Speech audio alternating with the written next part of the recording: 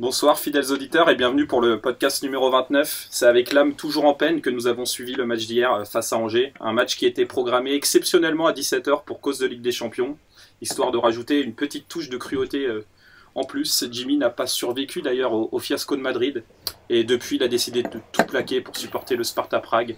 Il n'est donc pas là ce soir et c'est moi Basto qui le remplacerai. Et on va accueillir sans plus attendre nos experts. Boire de la Rebier, chanter pour Paris, il sait si bien le faire. Darius, bonsoir. Bonsoir. Si on regrette souvent l'absence de communicants au PSG, il y a chez nous un homme qui ne connaît pas le silence. Bienvenue à notre céréal parleur, Olivier, bonsoir. Salut à tous. Et bonsoir au petit nouveau Thierry. Ravi de t'avoir parmi nous ce soir pour cette première. Ravi aussi, vraiment. Alors sur ce podcast, on va revenir rapidement sur la victoire 5-0 contre Metz. Puis on parlera bien sûr du match d'hier remporté 2-1 face aux Angevins. Et enfin, nous passerons au grand plan du soir. Que doit faire le club dans les prochains jours? Avec qui, quand et comment? Pour commencer ce podcast, je vais demander à Thierry, qui fête donc son dépucelage au club Paname, de se présenter brièvement. Dis-nous un peu qui tu es, ton parcours et depuis quand tu supportes le PSG, s'il te plaît.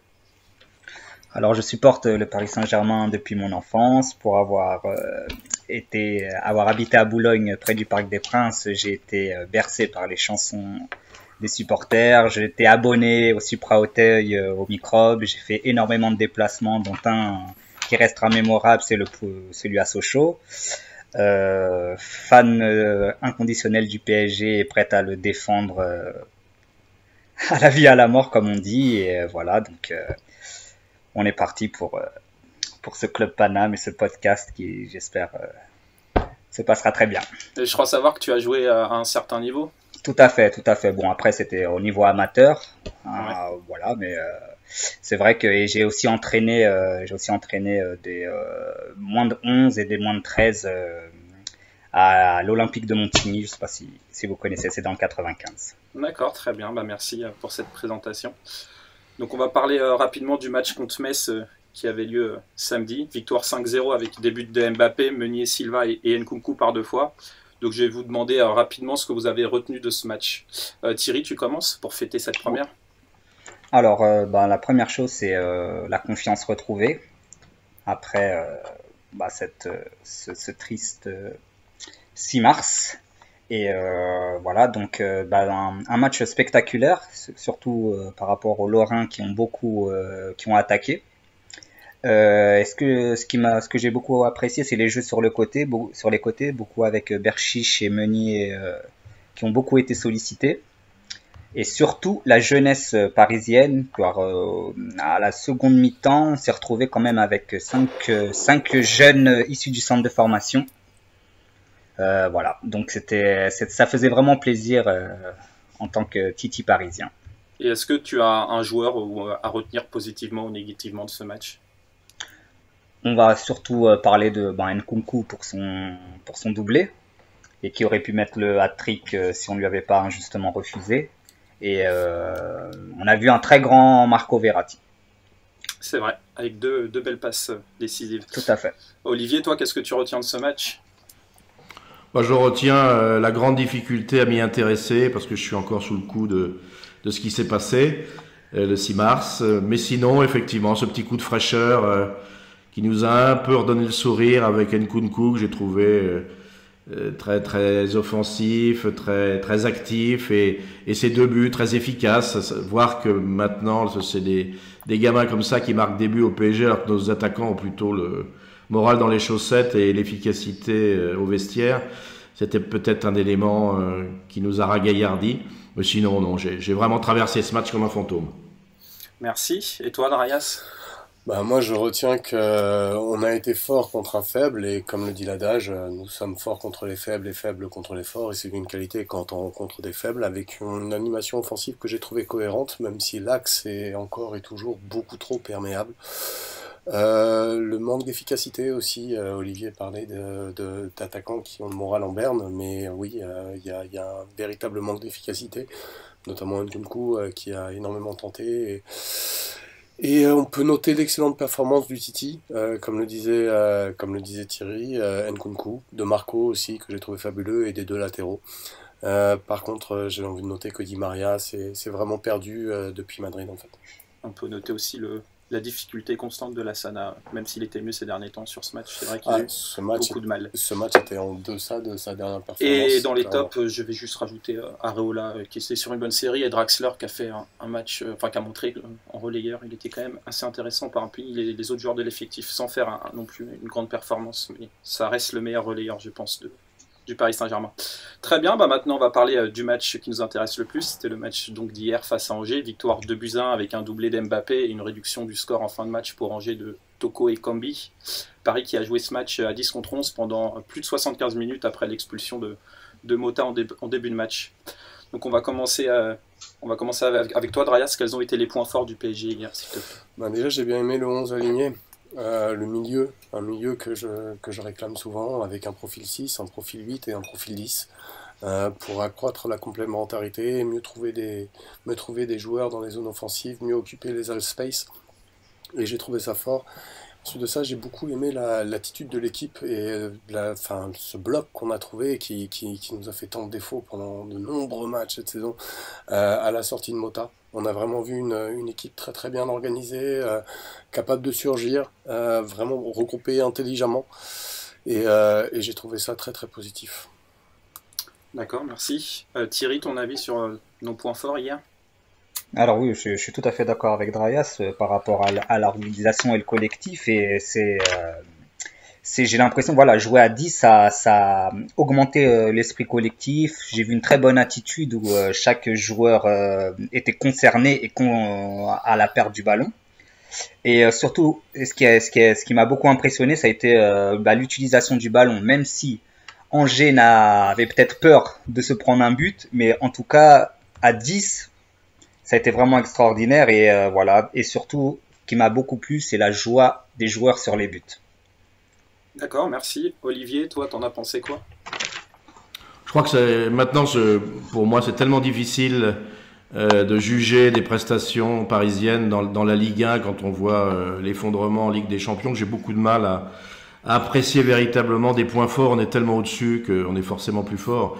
Et puis hier, l'opposition catastrophée, quoi. Elle était complètement timorée. Manifestement, ils avaient aligné une équipe de remplacement pour pouvoir garder leur force pour les vrais matchs qui les attendent en vue du maintien. Et même quand Angers a eu la chance de se retrouver à 11 contre 10, elle a attendu le dernier quart d'heure pour essayer de sortir un petit peu. Donc on a fait un match qui pour moi est un match essentiellement d'individualité et on a vu quelques très très belles performances qui ont un peu égayé ce match, mais bon, j'ai pas véritablement trouvé de point fort dans cette équipe.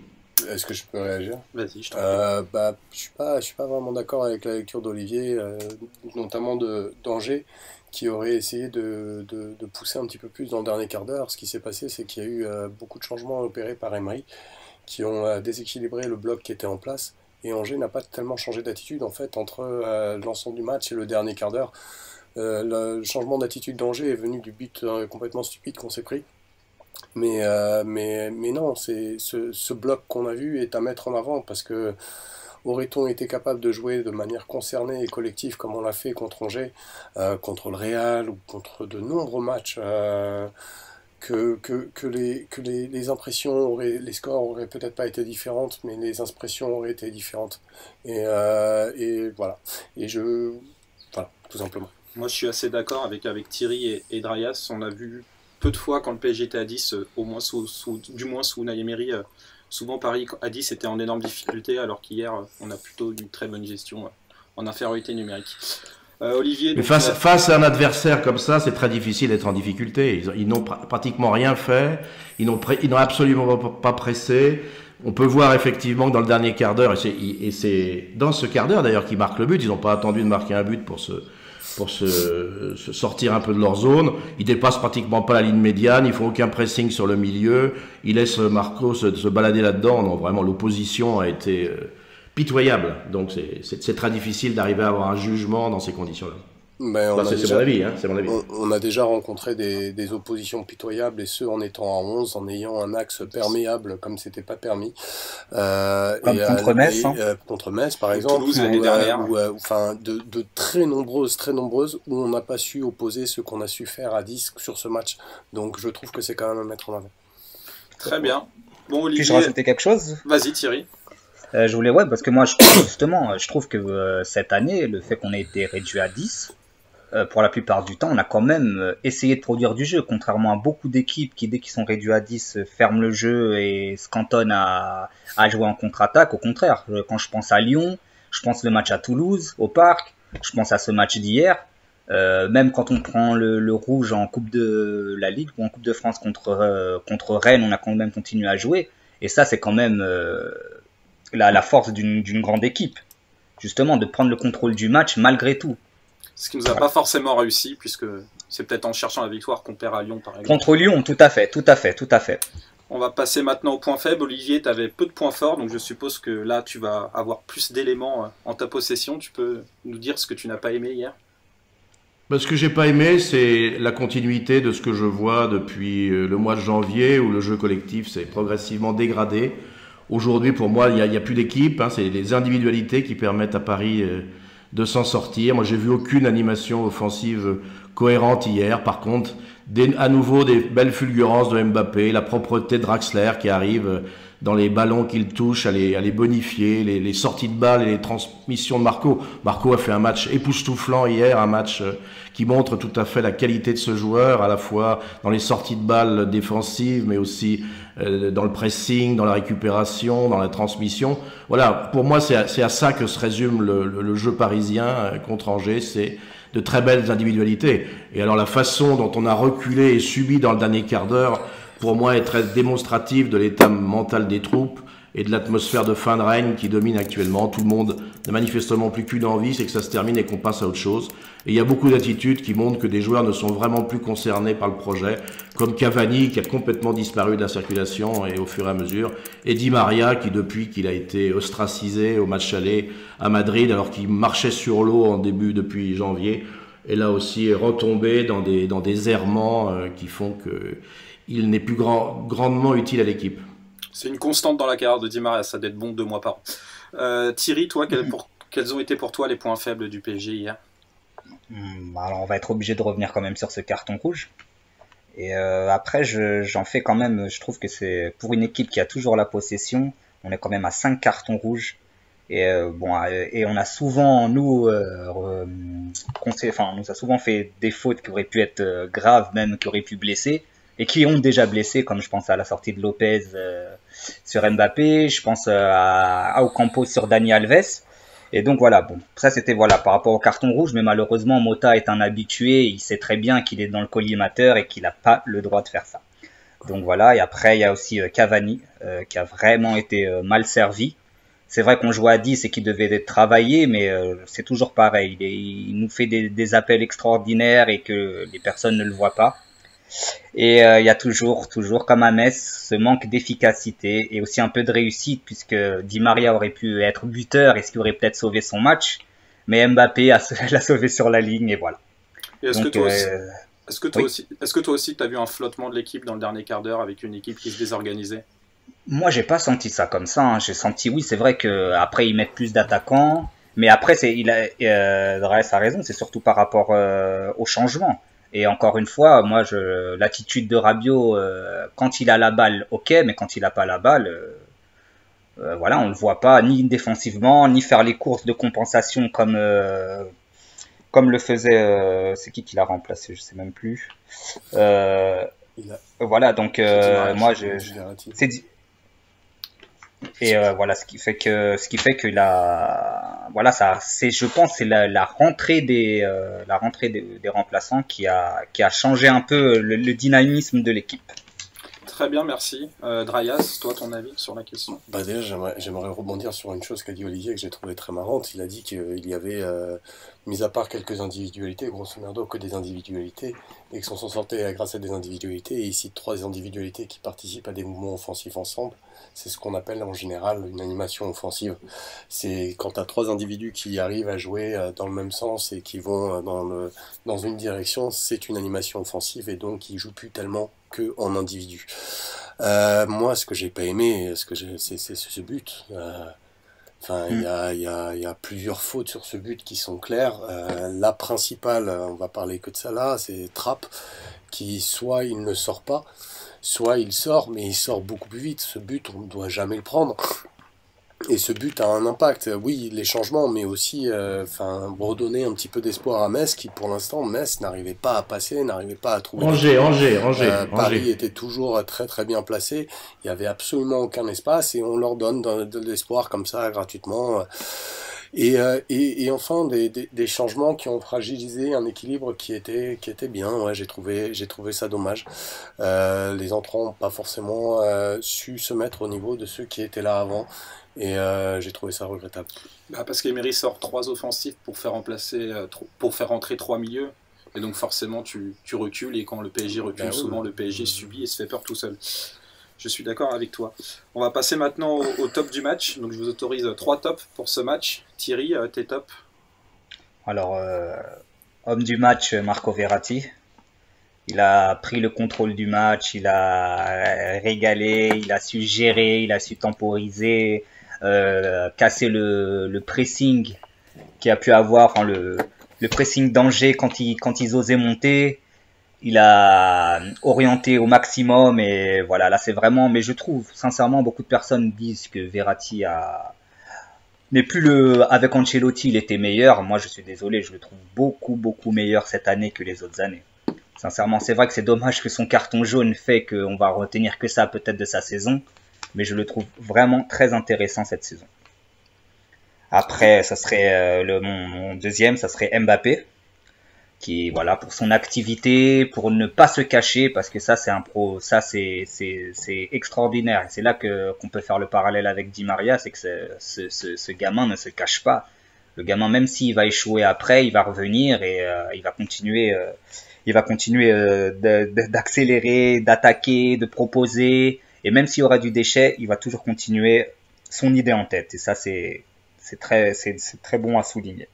Et aussi, notre capitaine Thiago Silva, taille patron, qui a vraiment, puisqu'on dit souvent, enfin surtout la première mi-temps, Angers a quand même eu certaines situations, mais Thiago Silva les a toutes coupées presque.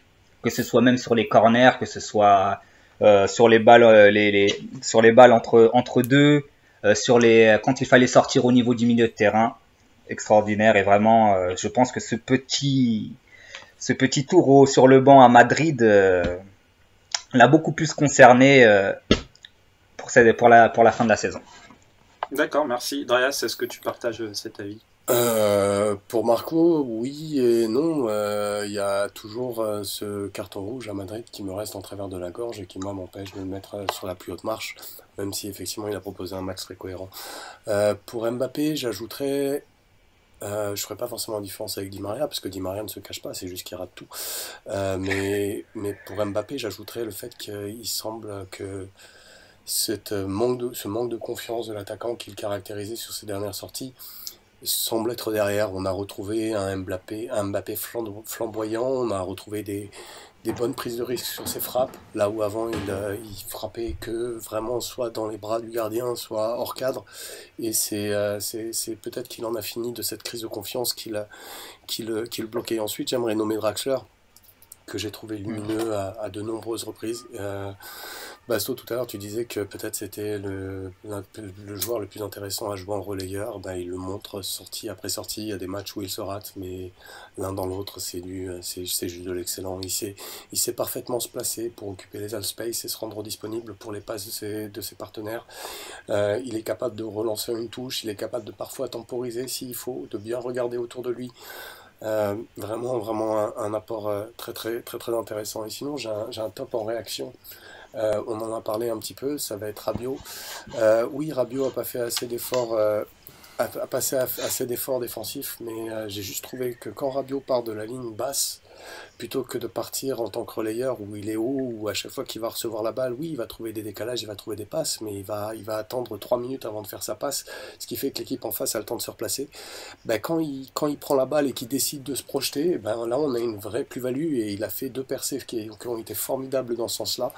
Et c'est un joueur, si jamais il décide de bouger les fesses pour faire le travail défensif, peut être très bon en 6, notamment dans un milieu à 2, ou même en 6-8 dans un milieu à 3 où ça tourne. Il faut juste qu'il se fasse une raison, qu'il accepte que 8 relayeur pur, ce n'est pas son rôle, il y a bien meilleur que lui, mais il a une vraie valeur ajoutée dans d'autres postes. Pour en rajouter sur ce que disait sur Draxler par rapport à son placement, Ouais, c'est très juste ce que tu dis, et souvent tout à fait. on dit que Draxler défend mal, mais le placement et le déplacement fait partie intégrante du jeu défensif. Donc il a quand même des qualités dans ce domaine-là, je trouve. Olivier, toi, ton avis? Bah, contrairement à Draya, c'est vis-à-vis et d'accord avec Titi. Moi, je crois que Rabiot, il est navrant, c'est à la perte du ballon. Quand il récupérait des ballons, s'il est un peu plus de temps pour s'organiser, il peut percer. Mais sa nonchalance et son désintérêt à la perte du ballon est quelque chose qui est absolument insupportable actuellement. Alors moi, mon top, c'est Verratti, parce qu'il a été absolument énorme dans ce match. Que ça soit dans l'organisation en 4-3-3 du début, puis ensuite en double pivot, quand Mota est sorti et qu'il a joué comme ça avec Draxler, il a déployé une activité incroyable. Il a touché 162 ballons. Il a fait des sorties de balles de sa défense impeccables. Il a réussi 11 dribbles. 11 dribbles, habituellement, c'est une stat qui concerne Neymar. Il a eu une grande justesse dans ses transmissions. 97% de ses passes ont été abouties. Il a été omniprésent de bout en bout, en sortant souvent du pressing adverse grâce à ses petits pas de dégagement, ses inventions pour se sortir de l'attaque adverse qui sont absolument exceptionnelles. Quand j'entends certains qui recommencent à vouloir le voir partir, je suis complètement abasourdi. Comment se priver d'un talent pareil il a 25 ans, hein, il rentre dans ses meilleures années, avec un coach enfin à la hauteur et un schéma tactique adapté. Moi, je suis sûr qu'il continuera à progresser. On cherche depuis le début de l'année une sentinelle, mais elle est là devant nous, la sentinelle. Il le montre match après match, dans un rôle à la Pirlo. Il va exploser au plus haut niveau. J'espère chez nous, j'espère qu'on va être suffisamment intelligent pour lui donner envie de rester. Et puis je rejoins aussi Titi sur le Thiago Silva. Thiago Silva, il fait une année fantastique. Il est monstrueux depuis le mois de janvier. Et pourtant, il ne souffle pas puisque Marquinhos est indisponible et qu'il doit enchaîner match après match. On a l'impression que de match en match, il est encore meilleur. Contre Angers, il a coupé effectivement toutes les attaques adverses. Il a été impérial dans les dégagements de la tête. Il fait 10 dégagements, il récupère 10 ballons, il fait 3 interceptions. Et offensivement, il ne faut pas oublier qu'il est à l'origine des actions sur les 2 buts. Le premier avec une belle transmission, mais surtout sa merveilleuse passe en profondeur sur Kurzawa, sur la deuxième réalisation de Mbappé qui est exceptionnelle. Je crois que on voit ce que c'est que cet immense défenseur qu'est Thiago Silva. Et puis Mbappé, il avait beaucoup inquiété ces dernières semaines. Il semblait avoir perdu son insouciance, sa spontanéité, sa joie de jouer. Il gâchait beaucoup d'occasions. Et on l'a un petit peu retrouvé hier après-midi. Alors bien sûr, c'est contre Angers, c'est toujours difficile de juger pleinement. Mais il marque 2 buts avec plein de lucidité. Il aurait pu en marquer d'autres. Et notamment cette belle frappe sur la barre en fin de match qui aurait mérité un meilleur sort. Je me permets juste de réagir sur Mbappé. Oui, c'était que contre Angers, mais Mbappé, c'était aussi que contre Metz. Et la différence entre Metz et Angers, ça n'a rien à voir. Et sinon, pour Rabiot, je veux juste préciser une chose, c'est que ce n'était pas un top, c'était un top en réaction. Un top en réaction parce que par sa performance, il devrait être flop. Mais par son positionnement, si jamais il se fait une raison et qu'il se met au travail et qu'il joue à ce poste, il a tout pour être un top. Et il fait 2 ouvertures extraordinaires. Et en plus, avec des percées fabueuses. Olivier, tu parlais de Marco en Pirlo, et justement, j'avais envie de vous poser la question, vous allez me répondre juste par oui ou par non. Verratti, hier, on voit donc après le rouge, il joue quasiment un poste de 6 et il brille. On sait qu'il a des difficultés à se projeter quand il est relayeur. Est-ce que vous lui voyez un avenir en rôle de 6, Drayas? Déjà, en soi, pour moi, oui. Oui ou non? Il a juste un gros défaut pour jouer 6 dans un 4-3-3, qui est la qualité de son placement. C'est un joueur qui sait se placer, mais il a plus une défense sur l'homme qu'une défense en zone.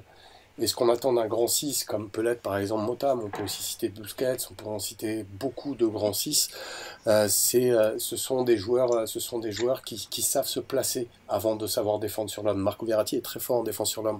Ensuite de ça, la comparaison avec Pirlo, je trouve qu'elle est très malvenue. Pas Pirlo, je dis, est-ce qu'un rôle de 6? Oui, mais je réagis par rapport à la comparaison avec Pirlo, parce que si on compare vraiment avec Pirlo, dans ce cas-là, il faut imaginer Marco avec un De Rossi et un autre Sandgaard à côté. Et c'est une animation qui est complètement différente et qui d'ailleurs ne fonctionnerait sans doute plus aujourd'hui. Maintenant, par rapport à ce que disait Olivier, Marco est là depuis 6 ans. Est-ce que pour lui, il ne serait pas temps de partir? Il y a notre désir à nous et il y a aussi le désir du joueur. Peut-être que sa progression passera par un départ et si c'est le cas, il faudra aussi savoir l'accepter au-delà de ce qu'on veut. Et Thierry et Olivier, vous pensez qu'il a un avenir à ce rôle de 6? Moi, je pense que oui, surtout que ça me rappelle là comment ils ont joué avec Draxler après l'expulsion de Mota. Ça m'a rappelé au Nou Camp quand il avait joué ce rôle-là avec Mota, à 2-6. avec ouais. Lucas à droite et Pastore à gauche. Et ça m'a beaucoup rappelé ça, puisque justement je pense que ça serait et sûrement avec Rabiot. Pour moi, souvent quand on a ce problème de sentinelle, on parle sentinelle. Moi, je pense qu'il faudrait jouer avec 2 et un 10. Et Draxler pourrait jouer ce rôle. Et même Draxler, je trouve qu'il a été vraiment performant dans cette espèce de poste un peu relayeur, un peu 8, à côté de Verratti. Et voilà, justement. Et je pense que Marco peut avoir son avenir là, mais avec 2-6. Je suis complètement d'accord. Et Olivier, c'est ce que je voulais dire quand je parlais moi tout à l'heure. Oui, je crois qu'il faut sortir. Il faut sortir d'une définition du numéro 6. Il n'y a pas un seul façon de jouer numéro 6. Et quand je fais référence à Pirlo, je pense à Pirlo qui était en fait le meneur de jeu reculé devant la défense. Et ça, Marco, il est parfaitement capable de faire ça par sa capacité, bien sûr, à la récupération, au placement, mais surtout sa vision du jeu qui lui permet de trouver très rapidement les bonnes solutions pour relancer, soit dans l'intervalle, soit en profondeur. Voilà, il a cette qualité-là qui lui permettrait d'éviter son défaut, qui est un défaut dans la projection. Mais s'il joue un peu plus reculé, s'il est le métronome de l'équipe, si celui qui est le meneur de jeu de l'équipe, il va être exceptionnel. Et moi, je ne suis absolument pas d'accord pour envisager froidement qu'il aille faire mieux que chez nous. Il faut se battre comme des chiens pour garder ce joueur. Et pour ça, il faut lui donner envie de rester. Il faut lui donner envie de rester, il faut qu'il ait un entraîneur qui a un projet de jeu cohérent, qui a un schéma tactique qu'il sait faire partager à ses joueurs. C'est bien d'être un grand tacticien, mais si on est incapable de faire partager son schéma de jeu, si on est incapable de s'imposer à ses joueurs, ça sert à rien. Donc Marco, il attend qu'une seule chose, c'est de retrouver le Carlo Ancelotti qu'il a eu à ses débuts, ou un autre de la même classe, qui soit capable de lui donner envie de jouer dans cette équipe. Et on a vu hier que quand on lui file les clés du camion, on n'a pas mieux dans notre 11. Hein. Alors moi, déjà quand je parlais de Marco et pas forcément fan de l'idée de le voir jouer 6, c'était dans un 4-3-3 et effectivement si on se retrouve à un milieu à 2-6 à plat, à ce moment-là, en double pivot, je trouve que c'est un choix formidable. Ensuite de ça, dans la comparaison avec Pirlo, non, elle est vraiment malvenue parce que dans le fait de savoir effectivement faire des transversales, Marco est très très bon. Mais là où Marco est très très bon, Pirlo excellait. Et à titre de comparaison, Pirlo n'avait absolument pas l'impact défensif qu'a Marco. Il faut arrêter cette comparaison, ce sont deux joueurs, c'est une comparaison qui a été faite au début de la carrière parce que l'Italie était en mal de Pirlo. Et ils se sont dit, on tient enfin le nouveau Pirlo, ce sont deux joueurs qui sont fondamentalement et complètement différents. Ils n'ont strictement rien à voir, donc il ne faut pas les utiliser de la même manière, il ne faut pas baser sa réflexion sur les mêmes bases. Ensuite de ça, sur le fait de le voir partir, le voir rester et tout ça, je me plie juste à la place du joueur. Ça fait 6 ans qu'il est dans un club, 6 ans qu'il est dans un club qui est un club qui, année après année, depuis son arrivée en fait, ne fait que régresser, qui à chaque fois dans les campagnes européennes est à chaque fois un peu moins bon, et je pourrais comprendre qu'il ait une certaine lassitude et qu'il puisse avoir envie d'aller ailleurs. Maintenant, si on me laisse le choix et que je dis oui, il faut continuer avec Marco, mais il faut l'utiliser intelligemment et certainement pas se dire tiens en fait on a un Pirlo quoi. Merci. Non, moi je ne suis absolument pas d'accord sur le fait que si j'ai envie de dire que c'est un Pirlo, c'est un Pirlo dans une certaine façon de voir Pirlo. Voilà. Non, j'accepte pas cette comparaison-là. Par rapport au fait que il a un peu le rôle quarterback et c'est ça qui est intéressant. Voilà, tout à fait, absolument. Après, un joueur, il sera toujours différent d'un autre, mais dans l'esprit, dans ce qu'on demande à ce type de joueur, je crois qu'il a cet état d'esprit-là. Ensuite, on va réfléchir en deuxième partie de ce podcast sur savoir ce qu'il faut améliorer au club. Ce qu'il faut améliorer, c'est effectivement quelque chose qui va donner envie aux joueurs de rester. Si on baisse déjà les bras en disant non, ça fait 4 ans qu'on n'est pas capable de le garder, laissons-le partir, à ce moment-là, il faut rendre notre tablier. Si on perd des joueurs comme Marco, ce projet n'a plus aucun sens. Au moins, gardons les jeunes joueurs qui vont nous faire franchir ce palier. Il faut simplement leur donner les moyens de s'exprimer. Il n'y a aucune raison qu'ils ne les trouvent pas au PSG. Donc moi, je ne baisserai pas les bras, je ne laisserai pas partir Marco, je ferai tout pour que ce club retrouve les moyens de lui donner envie de rester. À mes yeux, un grand club est un club qui sait se remettre du départ de certains de ses cadres. Un grand club, c'est surtout un club qui garde ses joueurs. On va peut-être arrêter de parler de Verratti, c'est pas que le sujet de ce podcast. Par rapport au top, moi je rajouterais juste Alves, que j'ai trouvé excellent, notamment dans la gestion à 10 contre 11, où il est venu aider tous ses milieux, il a perdu très peu de ballons et il a vraiment permis cette maîtrise du bloc. On va passer maintenant au flop du match. Je vous en autorise 3 également. Dryas, tes flops, s'il te plaît. Trapp. Cette sortie sur le but, elle est what the fuckian. Difficile de trouver un autre mot. Di Maria, aka l'homme qui tente beaucoup, mais qui rate strictement tout. Alors Kurzawa, sinon, qui a fait effectivement une belle passe décisive, mais qui nous a aussi octroyé de toute sa nullité sur l'ensemble du match. Olivier. Thiago Motta, et Dieu sait si j'adore ce joueur, quel grand joueur il a été, mais ça ne doit pas occulter sa part sombre qui malheureusement existe depuis sa carrière, ses provocations, son jeu dur et qui en font un des joueurs les plus détestés du milieu. Comment ne pas condamner son geste gratuit et méchant hier, où il a vraiment rien fait pour éviter un adversaire à terre, et surtout son attitude absolument désintéressée de l'état de l'adversaire. Il n'est même pas allé s'excuser, même pas voir ce qui se passait. Bon, pour moi, le carton rouge est 1000 fois mérité. Qu'il ait laissé ses partenaires à 10 alors qu'il restait 75 minutes de jeu. Heureusement que c'était les Angevins en face et qu'ils n'avaient pas tellement envie de nous mettre en difficulté hier, parce que sinon, qu'est-ce qui se serait passé? Donc, avec ce geste-là et son casier, je pense qu'il risque une lourde suspension. Et je me demande même si on le reverra sur un terrain d'ici la fin de saison. Si c'est le cas, ça sera une triste fin de carrière pour cet immense joueur. Bon, Cavani, mon deuxième flop, c'est Cavani. Où il est, le serial buteur de la première moitié du championnat. Il est fantomatique, introuvable, maladroit. Il traîne sa misère depuis janvier. Je doute sérieusement de sa motivation aujourd'hui et depuis qu'il s'est fait sortir au match aller par Emery contre Madrid. Son remplacement à l'heure du jeu n'a eu l'air de lui faire ni chaud ni froid, alors que d'habitude il est très très furieux quand il sort. C'est très inquiétant dans la perspective de la fin de saison. Et puis Di Maria, pour moi aussi, il a décroché depuis qu'il n'a pas joué à Barnabeu. C'est un joueur qui marchait sur l'eau en janvier et en février, et il est rentré dans le rang. Il reste actif, il a fait un bon début de match, mais bon, il perd beaucoup de balles, il multiplie les mauvais choix. Encore un de perdu pour la cause peut-être. Avec la convalescence de Neymar, la disparition de Cavani des écrans radars, la force de frappe offensive se réduit dangereusement. Et pourtant, la finale de la Coupe de la Ligue approche à grands pas. Et moi, je ne suis pas très rassuré de tout ça. Thierry, tes flops, s'il te plaît.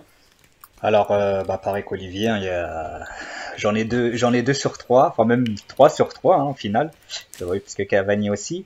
Il y a Motta, le premier, Motta, hein, son geste impardonnable, inqualifiable. Grotesque, tout ce qu'on veut, enfin voilà. Et, bon, après, je pense pas qu'il va prendre, j'espère pas une énorme suspension, puisque ce serait un petit peu fou, mais c'est vrai que voilà, son attitude de pas aller voir le joueur, voilà. Donc pour moi, Motta, même le fait de voilà, c'est son retour, il est là, et au final, il pénalise son équipe. Puis il y a mon poulet sans tête, Di Maria. Toujours quand je parlais qu'il se cachait, c'est que il y a des fois où on ne le voit pas. Après, d'un coup, il va avoir un moment de folie, il va prendre la balle, en dribbler 3 et puis faire son centre derrière le but. Ou voilà, donc c'est souvent, moi c'est ça que je sais pas, peut-être qu'il lève pas assez la tête ou voilà. En tout cas, Di Maria, oui, non, je pense que lui aussi, hein, c'est pareil depuis le match à Bernabeu, ça a dû laisser des séquelles.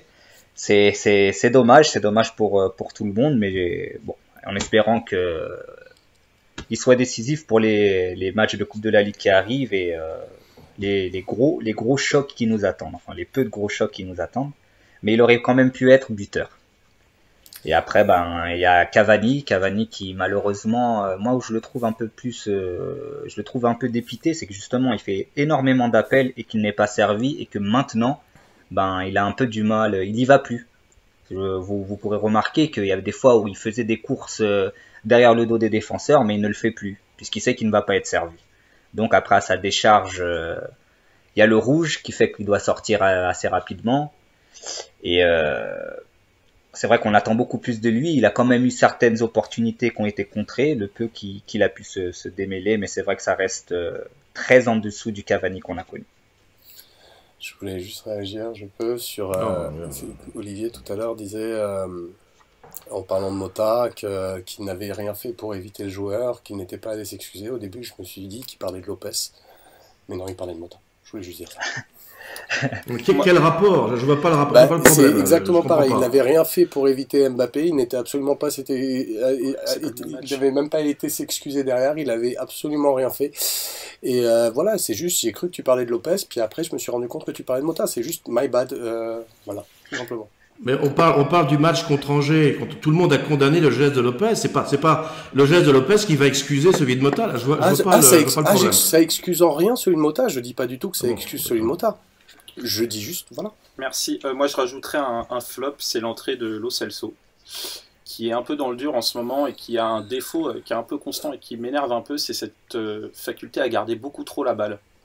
Et hier, il a encore usé de ses nombreuses touches. Mais lui, il est peut-être pas fait pour jouer 6. Hier, oui, mais hier, il rentre Hier, plutôt en 8. il est, C'est ouais, Rabiot qui est ouais, derrière. ouais. J'ai envie de parler maintenant de quelques choix qui étaient dans la compo. Vous me répondez vraiment très rapidement, en une phrase si possible. Est-ce que vous avez compris la titularisation de Trapp, Drayas? Oui, je l'ai compris. Enfin, je suis pas sûr de moi, mais il y a des bruits qui ont fuité, comme quoi c'était pour lui donner un petit peu de temps de jeu par rapport à la sélection qui était à venir pendant la trêve. Très bien. Olivier? J'ai renoncé à comprendre la gestion des gardiens d'Emery. Ok. Et Thierry? Alors, moi, je pense que oui, il faut lui donner du temps de jeu. Areola a pas démérité, mais je pense, voilà, pour moi, la concurrence, comme je vous dis, hein, pour avoir joué, c'est toujours bien de laisser laisser tout le monde au diapason pour être prêt pour la guerre, comme on dit. Et pour revenir quand même sur le but, moi, pour avoir été attaquant, je peux vous assurer que pointu premier poteau, c'est souvent efficace. D'accord, même si sa sortie est à contre-temps. Et un joueur qui n'était même pas dans le groupe hier, qui est Javier Pastore. Alors, il a été soi-disant absent pour blessure, mais si on met dans les dernières semaines, dans les circonstances où il avait été écarté pour repos alors qu'il ne jouait pas, puis écarté pour paternité, donc hier soi-disant blessé, est-ce que pour vous, il est écarté ou il est vraiment blessé, Olivier? Oui, moi je pense que la rupture est consommée depuis le début de saison. Il devait partir à la trêve et tout le monde a fait tout, lui et le club, pour qu'il parte à la trêve. Bon, ils n'ont pas trouvé la somme financière nécessaire pour qu'il parte. Donc je crois que le divorce est fait et que on reverra plus Ravière. Peut-être qu'il n'a pas envie et on compte manifestement plus sur lui. Andreas, tu en penses quoi? Je pense qu'on en saura plus après la trêve. Je rappelle aussi que pendant le match, Ravière pose une photo de lui pendant le match où il regarde absolument pas le match, où il est sur son petit vélo de musculation, tout sourire. Thierry, toi, tu penses qu'il est écarté? Je pense qu'il est écarté, oui, hein. Sincèrement, voilà, par rapport à son attitude, il a eu la déception de la sélection argentine. Je crois ça aussi, le fait que Sampaoli soit passé à Paris et qu'il a vu Di Maria, Lo Celso et je crois que oui, il a vu les Argentins de France, il les a vus, mais il n'a pas vu Pastore. Donc il a vite compris et qu'au final, que même s'il partait ou qu'il ne partait pas, la Coupe du Monde c'était foutu pour lui. Et puis voilà, hein, de toute façon, je veux dire que je pense qu'il a eu sa chance plus d'une fois, donc il n'a pas su la saisir. Donc voilà, il y a meilleur que lui pour l'instant. Et malheureusement, puisque c'est vraiment un joueur magique, mais qui a vraiment peut-être c'est un joueur qui a besoin d'amour, voilà, et qui serait peut-être meilleur dans un club où il y a beaucoup moins d'exigences. D'accord, merci. Ouais, triste fin de carrière chez nous pour ce joueur qu'on apprécie tous. On va maintenant passer au grand plan du soir. Donc la trêve approche. On va se poser la question de que doit faire le Paris Saint-Germain et Emery. Est-ce qu'il faut profiter de cet espace-temps pour changer les choses dès maintenant ou réfléchir plus calmement et atteindre la fin de saison? Il est vrai qu'on a vu un Emery fragilisé, parfois isolé, avec des scènes marquantes, notamment contre Metz, avec Draxler qui veut rentrer au vestiaire après son remplacement et c'est Mota qui lui ordonne de rester. Donc on peut dès lors se poser cette question, est-ce que cette situation peut-elle durer? Emery doit-il partir ou finir la saison? Olivier? Pour moi, oui, il doit partir avant la fin de saison et je comprends toujours pas pourquoi il est encore là. Moi, j'aurais fait, à sa place, j'aurais fait comme Enrique a fait entre les deux tours l'année dernière, c'est-à-dire que j'aurais annoncé à mes joueurs que je ne renouvellerai pas mon contrat en fin d'année et ça aurait peut-être déclenché autre chose que la dégringolade morale qu'on a vue au match retour. Ou alors j'aurais démissionné immédiatement après la catastrophe du 8 mars. À quoi bon rester après la fin brutale des illusions contre le Real? Je rappelle la semaine qu'on a vécue où il y a eu un tel décalage entre les intentions et la réalisation. Moi, je pense que le ressort est cassé avec les joueurs, avec les dirigeants, avec les publics. Il sera pas là la saison prochaine, tout le monde le sait, les joueurs le savent, on le sait, lui-même le sait. Et puis surtout, moi je suis pas très serein pour la fin de saison et je pense que sa présence peut compliquer la fin de saison. Il y a des joueurs qui lui en veulent. Bon, c'est pas forcément de sa faute, mais dès que des choix sont faits, qu'on n'a pas été choisi, que l'entraîneur a failli, bah c'est tellement plus simple de lui rejeter la responsabilité que de se remettre en cause soi-même. Il va y avoir la finale de la Coupe de la Ligue contre Monaco, qui marche plutôt pas mal en ce moment. C'est un match qui est programmé juste après la trêve. Et bon, dans l'état où on est, dans l'état de cohésion où on est, bah, j'ai un peu peur de ce qui va se passer. Et puis surtout, depuis janvier, la dégradation de la qualité du jeu, elle est patente. Ça peut encore passer devant des adversaires faibles parce que on a de très très bonnes individualités, mais dès qu'on a une équipe qui est un peu plus organisée, qui nous met la pression, on l'a vu à Lyon par exemple, bah on peine. Et il y a, à mon avis, aucune garantie aujourd'hui dans le jeu de se défaire d'un Monaco avec un Jardim qui a très bien lu probablement nos déficiences et qui va appuyer là où ça fait mal. Et on peut craindre que les joueurs adhèrent plus tellement ni au schéma, ni au discours de leur coach. Donc la trêve va peut-être finalement être le bon moment pour qu'ils partent. On a eu un peu plus de temps pour chercher les alternatives de remplacement qui existent. Alors soit en prenant un coach qui est libre, il n'y en a pas tellement, mais il y en a qui sont intéressants. Soit en privilégiant une solution interne, comme l'avait fait Chelsea à un moment donné, en confiant les clés du camion à Camara, Maxwell, voire à Mota. Et ça peut déclencher quelque chose au niveau des joueurs. Mais bon, je ne vois pas très bien comment va se passer la fin de saison dans cette ambiance-là. D'accord, merci. Drayas, est-ce que tu partages ce point de vue? Absolument pas. Déjà, faut rappeler que pour être entraîneur en France, il faut avoir son diplôme d'entraîneur. Donc la solution interne, elle prend sérieusement du plomb dans l'aile à partir de ça.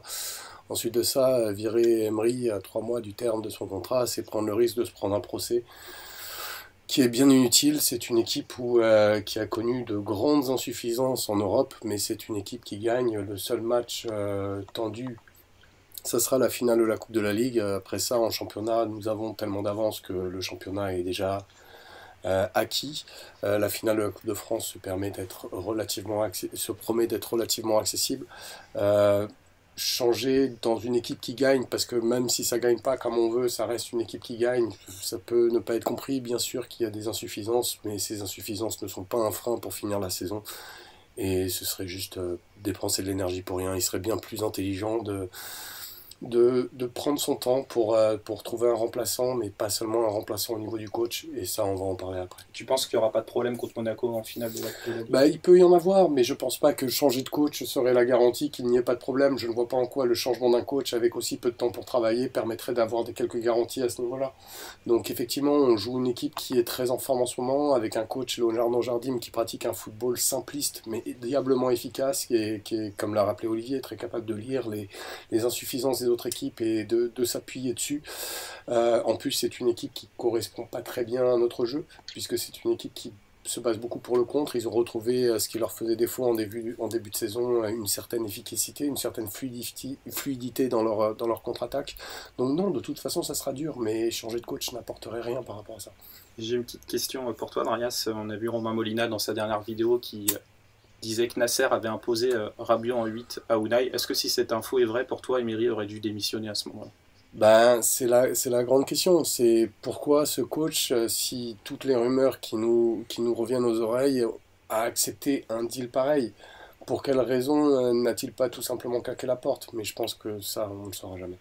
Très bien, merci. Thierry, tu partages plutôt l'avis d'Olivier ou de Drayas? Plutôt celui de Drayas. Je pense qu'il faut pas le limoger maintenant.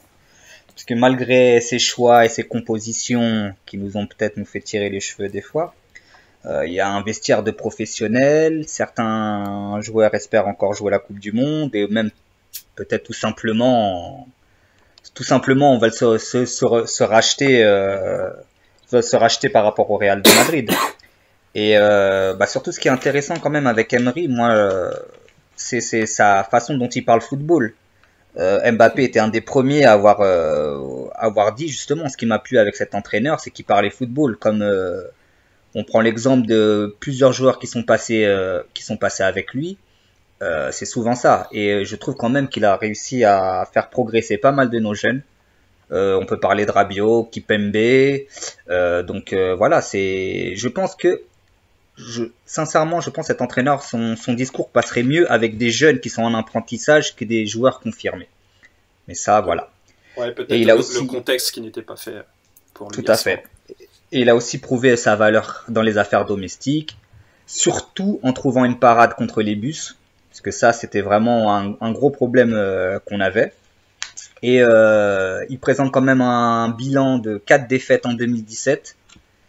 Même s'il y a voilà ce 8 mars au Nou Camp, et il y a eu quand même des matchs réalisés avec l'intensité qu'il faut, et c'est le jeu qu'il prône, comme contre le Barça, le Bayern, ça a été un match avec une efficacité offensive et défensive, puisqu'on a quand même concédé pas mal d'occasions, mais la défense et le gardien ont tenu. La finale de la Coupe de la Ligue l'année dernière, où ça a été vraiment un récital. La victoire à Marseille, il y a aussi les matchs contre Arsenal, même si au final le manque d'efficacité a fait qu'on fait match nul. Mais au niveau du plan de jeu, on peut pas. On voit quand même quelque chose, on voit beaucoup de choses intéressantes.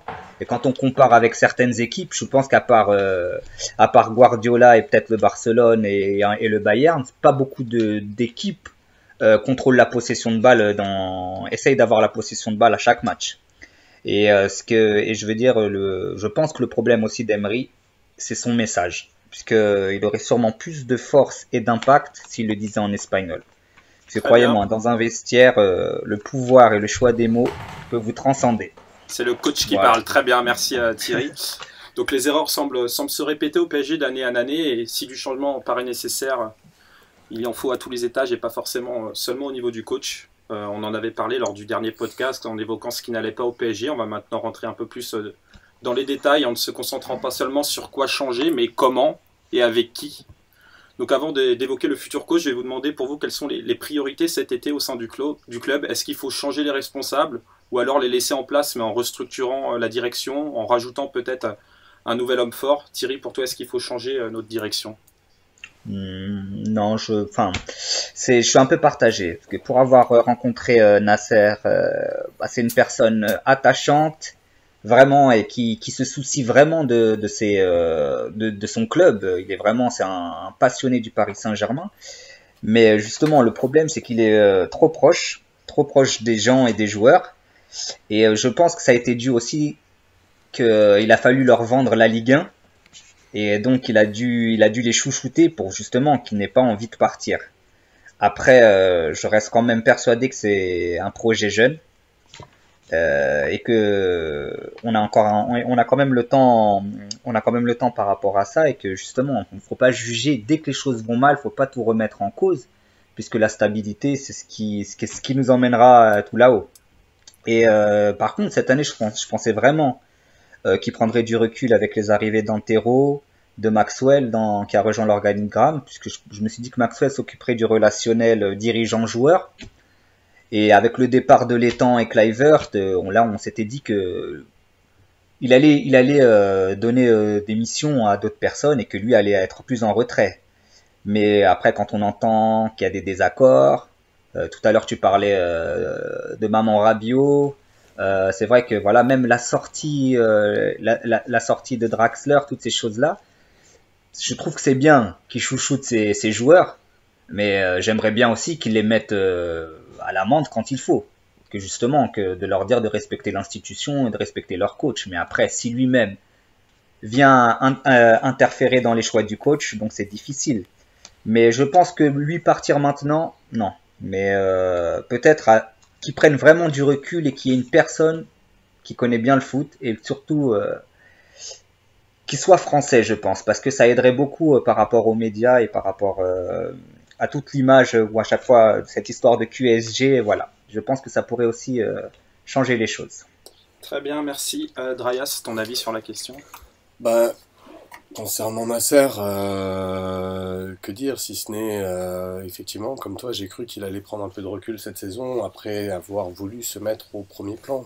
Faut se souvenir que d'abord il y avait Léo, puis ensuite il y a eu le Tang qui a été promu en tant qu'assistant directeur sportif, et donc il n'y avait pas de directeur sportif, et donc le président était directeur sportif, et puis après on est passé de ça à directeur du football pour reprendre une dénomination anglaise en nommant la personne de Patrick Kluivert qui n'avait aucune expérience.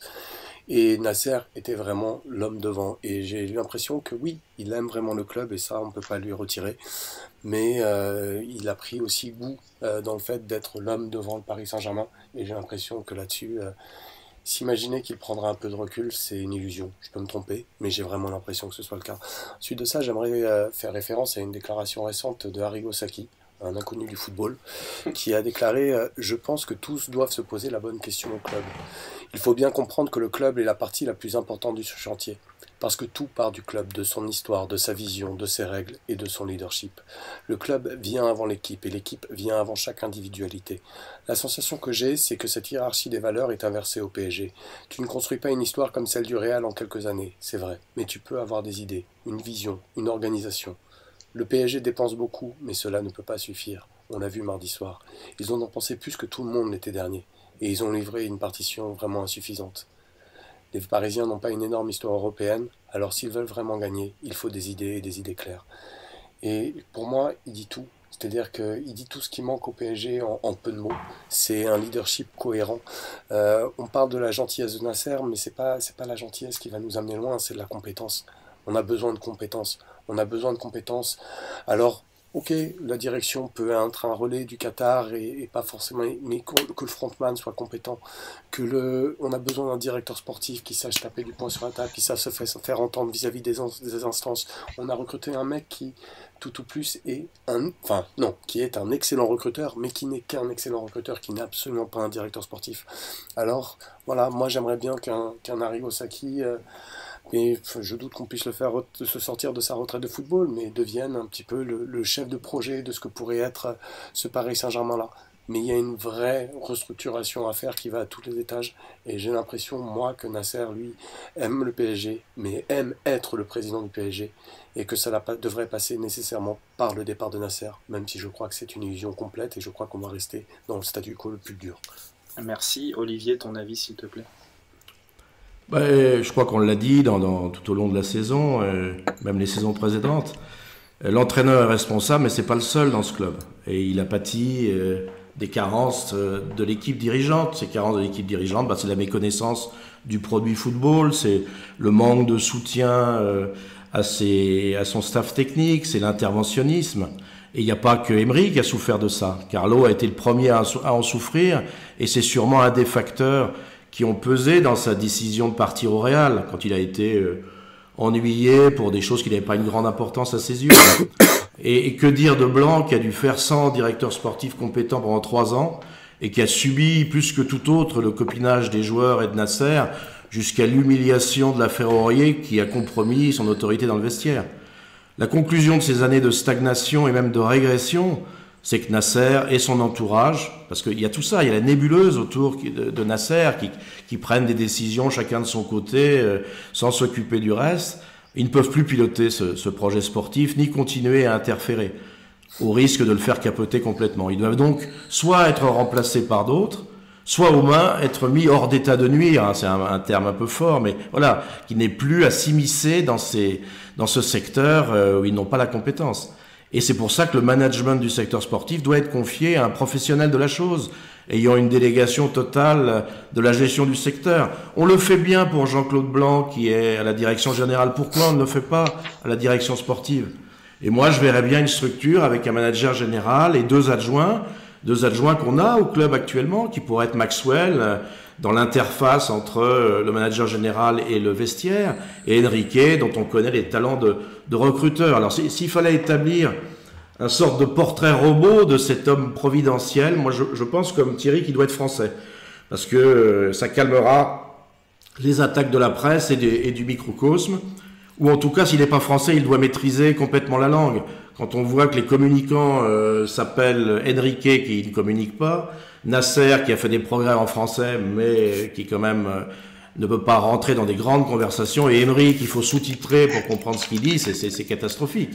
Il faut que cet homme, il soit un très bon communicant. On voit comme c'est important cette communication dans un club hyper médiatisé comme le PSG, où il y a besoin en permanence d'aller calmer des affaires qui ne demandent qu'à partir.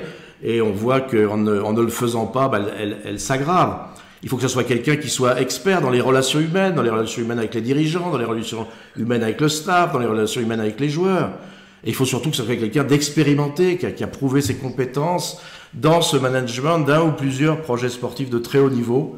Et enfin, il faut que ce soit quelqu'un qui soit respecté dans le milieu, avec une très forte personnalité, et donc capable de s'imposer tant face à Nasser et à sa bande, mais aussi à un vestiaire de stars, parce qu'on voit bien que ces stars, ça ne se gère pas comme des équipes où il y a des joueurs de moins grand renom.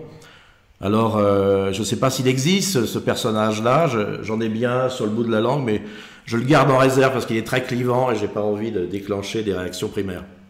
Tu ne veux pas nous dire ton nom, du coup? Non, je le dirai pas. Je l'écrirai dans une enveloppe cachetée, déposée sur huissier, et quand il sera nommé, je le verrai devant vous. Très bien, merci. Tu sais que j'ai une formation de huissier, Olivier. Hein. Ah. Tu peux me la passer sans problème. Tu peux me la passer sans problème, l'enveloppe. Je sais que tu peux la décoller à la vapeur de tes pétards, je le ferai pas.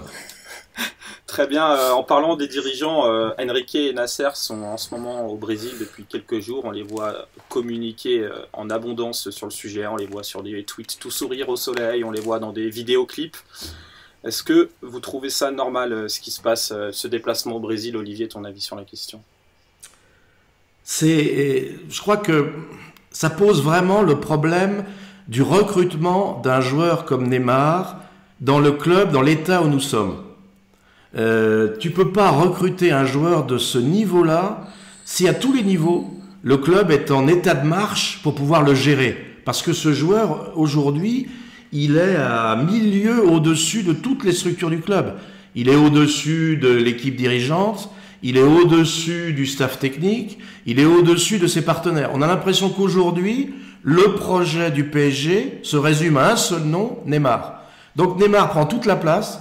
Il est devenu plus important que le club et il n'est pas anormal de constater que le président du club, le directeur sportif du club, le super agent qui l'a fait venir, ils vont la corde au cou aller consulter Neymar et son papa pour savoir si tout va bien, s'il veut bien rester chez nous et qu'est-ce qu'il aurait comme idée pour pouvoir envisager un avenir un peu plus radieux au club. Alors moi je suis un peu malheureux de ça parce que je trouve que le recrutement de Neymar est un petit peu en train de se retourner contre lui alors que ça devrait être une chance extraordinaire, mais je ne vois pas très bien comment le club peut faire autrement dans l'état actuel des choses.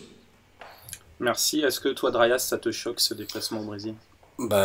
Oui, complètement. Même si la lecture d'Olivier est pleine de bon sens, mais c'est un bon sens qui est mal sensé. C'est pas toi, Olivier, qui est mal sensé, c'est juste ce club qui est mal sensé.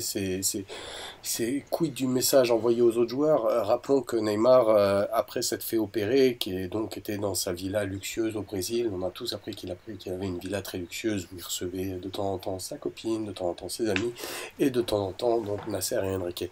Neymar n'est pas venu avec ses copains pour voir. Ouais, mais il aurait pu prendre un avion et aller dans le stade et reprendre un avion. Enfin, je veux dire, je pense pas que les avions pour quelqu'un comme Neymar ce soit très inconfortable. Enfin, tu te balades dans un jet dans lequel tu as certainement un plumard avec une couette en duvet pur. Enfin, il y a pas de problème. Il y a un moment tu peux t'en remettre. Et donc Neymar ne fait pas l'effort de venir pour voir le club. Et par contre, le club va se déplacer là-bas. Les autres joueurs sont vraiment relégués. Je trouve ça désastreux en termes de communication. Après, ce qu'explique Olivier, c'est très cohérent. C'est-à-dire qu'à partir du moment où tu fais de Neymar ton projet, c'est-à-dire que ton projet, c'est plus le PSG, ton projet, ça devient Neymar, tu orientes tout par rapport à Neymar. Mais je trouve ça désastreux. Comme le dit Saki, Neymar n'est pas un projet. Oui, et au-delà de ça, même dans la déclaration que j'ai lue, c'est le contraire de ce que conseille Saki pour former un club qui veut, sans avoir besoin de s'appuyer sur une grande histoire, qui veut pouvoir être compétent en Europe. Il donne quelques conseils, et c'est à l'exact opposé de ce que conseille Saki, et c'est à l'exact opposé de ce que je pense qu'il faille faire. Une des raisons de plus pour lesquelles je veux voir ce staff remplacé. Merci. Merci à toi. Thierry, toi, tu en penses quoi de ce déplacement? Moi, ce déplacement-là ne me gêne pas pour autant. Moi, ce qui me gêne, c'est que c'est déjà qu'on soit au courant de ça, tout simplement. Ça, je pense qu'on n'a même pas besoin de savoir ça si le président va aller voir son joueur. Par contre, là, je reviens sur Draya, c'est vrai il aurait pu et même il aurait dû venir, voilà, ne serait-ce que pour donner la force à ses coéquipiers pour le match, voilà, pour le match retour, il aurait dû être là. Voilà. Moi, je dis que dans un élan collectif, ça aurait été symbolique, tout simplement. Après, voilà, je veux dire que quand on voit les déclarations de Florentino Pérez qui dit, certes, Neymar n'a pas encore prouvé. C'est vrai on va s'arrêter sur cet argument, mais on sait très bien que on a le futur meilleur joueur du monde. Sincèrement, voilà. Donc quand on voit que Florentino Pérez dit que Cristiano Ronaldo est au-dessus de tout le monde et que voilà, quand on voit que Messi carrément son club est prêt à payer ses problèmes fiscaux. Donc voilà, je veux dire que quand la personne te fait la différence, et malheureusement, et c'est vrai que le football, j'ai l'impression que devient de plus en plus comme ça, où chaque équipe a sa star. Et après voilà, pour revenir moi avec mon expérience, les joueurs qui faisaient la différence sur le terrain étaient des fois exemptés d'entraînement. C'était galère pour nous ou pour les autres pour qu'ils voyaient ça, mais si le gars te fait la différence en match, au final, bah tu cours vers lui pour le féliciter. Voilà. Très bien, merci. Après, quand je peux rebondir sur ce que je viens de dire, ouais, mais tu vois, tu dis ouais, les gars qui étaient exemptés d'entraînement, etc., etc. Mais là, c'est pas le gars qui est exempté d'entraînement, c'est le gars qui est exempté d'entraînement. Il y a tu vois, pendant que toi tu rentres à pied pour rentrer chez toi, bah il y a le président du club qui lui avance une limousine pour qu'il rentre. Et il y a un moment où, si tu veux, ça va tellement loin que je pense que t'es un joueur à côté. C'est plus seulement il assure. Non, il y a un moment où tu te dis ça va trop loin, et en tant que joueur, tu as du mal à le vivre. Et je pense que c'est un message qui est terrible, qui est envoyé aux autres joueurs. Que Neymar ait quelques traitements de faveur, c'est une chose. Mais que le président du club, pendant que l'équipe est en train de jouer, préfère faire un voyage au Brésil, c'en est une autre. C'est quand même, c'est-à-dire que tu t'es plus dans le traitement de faveur, tu changes l'agenda du club pour le joueur. C'est vraiment, ça va trop loin. Si je peux rebondir à ce que disait Thierry, il disait on n'avait même pas besoin de savoir que ce déplacement avait lieu. Le problème, il est là. Mais le problème, c'est que Nasser a envie de le montrer, puisqu'il fait plein de trucs avec Papa Neymar, il y a plein de vidéos. Donc il montre, en faisant ça, il montre que Neymar est là, il le met au-dessus du club, en faisant tous ces clips vidéo. Il montre mon intérêt, c'est Neymar pour le moment, alors que Paris est en train de jouer. Bon, après, il faut dire aussi que Paris Saint-Germain, par rapport au fair play financier, est dans un cadre de communication. Et Neymar avait beaucoup plus d'abonnés, de followers, de personnes qui le suivent, beaucoup plus qui suivent plus de personnes qui suivent Neymar que le Paris Saint-Germain. Donc je pense aussi qu'il y a un peu de ça aussi, où on est obligé de se montrer pour rentabiliser le produit. Mais je crois que ce problème est très symptomatique de la dégradation de la gestion du projet. C'est un projet qui démarre formidablement parce qu'on confie le démarrage de ce projet à deux grands professionnels qui sont Leonardo et Ancelotti. Ils sont à la fois, ils ont comme objectif à la fois d'avoir des résultats, bien sûr, mais surtout de poser les bases, la construction du club, la professionnalisation du club.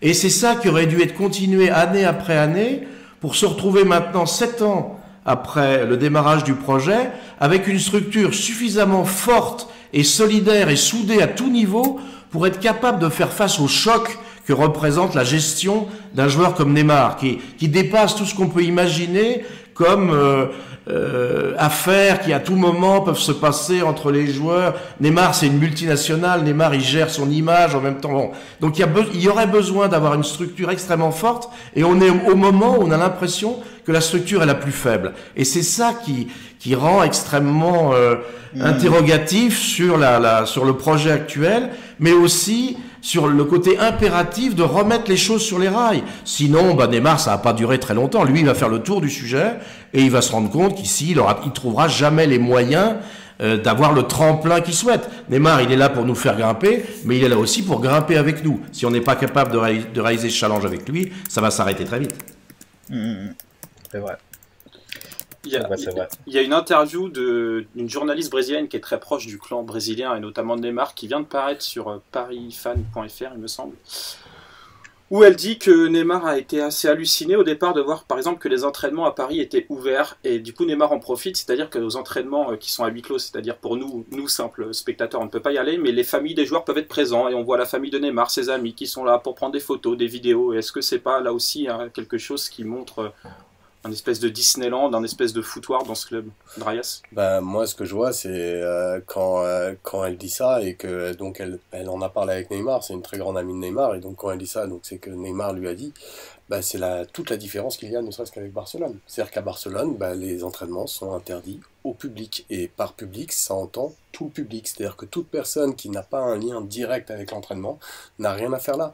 Bah, à Paris, ici, on a le droit de venir, on a le droit de machin, alors après on se plaint qu'il y a énormément de choses qui sortent dans la presse, il faudrait peut-être s'interroger sur le pourquoi. Et ça, c'est un truc qui est hallucinant dans ce club. C'est un club qui fait rien pour se protéger, pour protéger son intimité, et d'un autre côté, c'est un club qui fait rien pour communiquer. Aller chercher la cohérence. Olivier, t'en penses quoi de ces déclarations? Bon, il y a quand même ce que veut dire Neymar. Quel est le message qu'il essaye d'envoyer, qui est pas toujours facile à décrypter. Parce que bon, on sait très bien qu'au Brésil, les journalistes de la télé, ils rentrent sur le terrain pour interviewer le gars qui vient de marquer le but. On sait qu'il y a la musique dans les vestiaires. Alors, t'entends, oui, en Angleterre, tu rentres une demi-heure avant le match et la musique à fond. Après une demi-heure, les gars, ils rentrent tout de suite dans le match. T'as d'autres pays où t'as besoin d'avoir une préparation, des mises au vert, etc. Donc moi, c'est pas quelque chose qui m'embête un petit peu. Ce qui m'embête plus, c'est ce sentiment qu'il n'y a pas de pilote dans l'avion.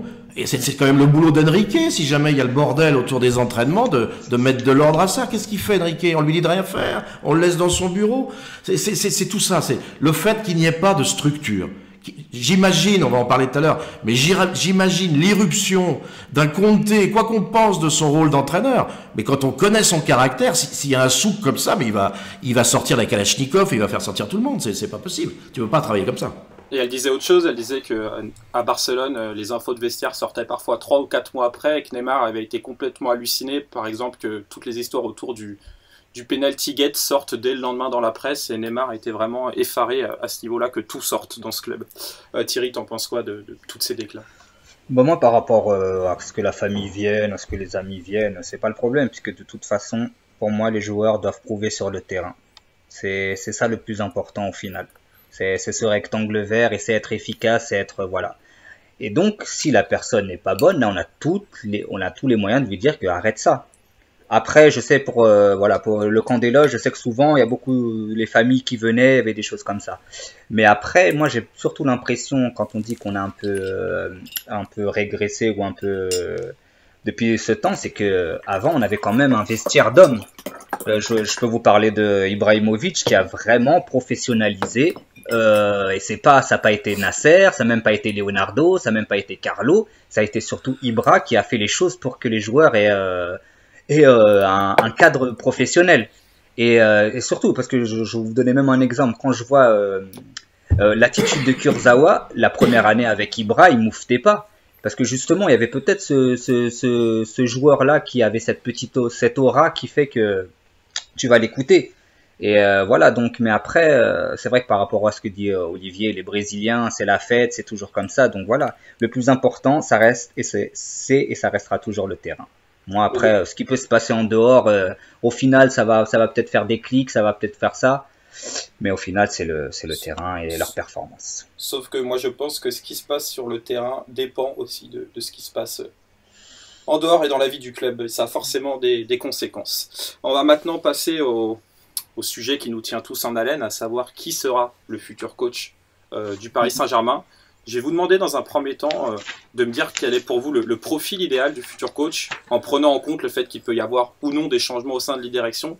Et dans un deuxième temps, je veux que vous me donniez un nom qui correspond à ce profil souhaité. Drayas. Bah, si on va d'abord partir de la théorie malheureusement la plus probable, qui est que le staff ne change pas. À ce moment-là, j'ai pendant très très longtemps critiqué Laurent Blanc. Ce qui se passe en ce moment met une nouvelle couleur sur son mandat. Et je crois qu'avec ce staff, il nous faut un accompagnateur. Thierry soulevait quelque chose de très juste avec la présence d'Ibra. Malheureusement, on n'a pas d'Ibra et on ne remplace pas un Ibra comme ça. un mec qui est capable de gueuler sur les gens.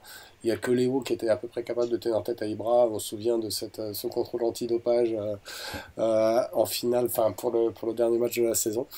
Mais ouais, voilà, un accompagnateur. Alors on parle d'Enrique, mais il y a tellement d'échos puants sur Enrique qui nous viennent de Barcelone qui font que ce coach n'est très très peu désirable. Et je me prends à peut-être espérer un titre que je ne connais pas du tout, qu'on me vend comme un Carlo brésilien. Carlo pourrait aussi être une piste, mais je ne crois pas dans le fait de se remettre avec une ex. Donc je dirais titre, si jamais, mais grosso merdo un accompagnateur pas trop quiche au niveau tactique avec ce staff.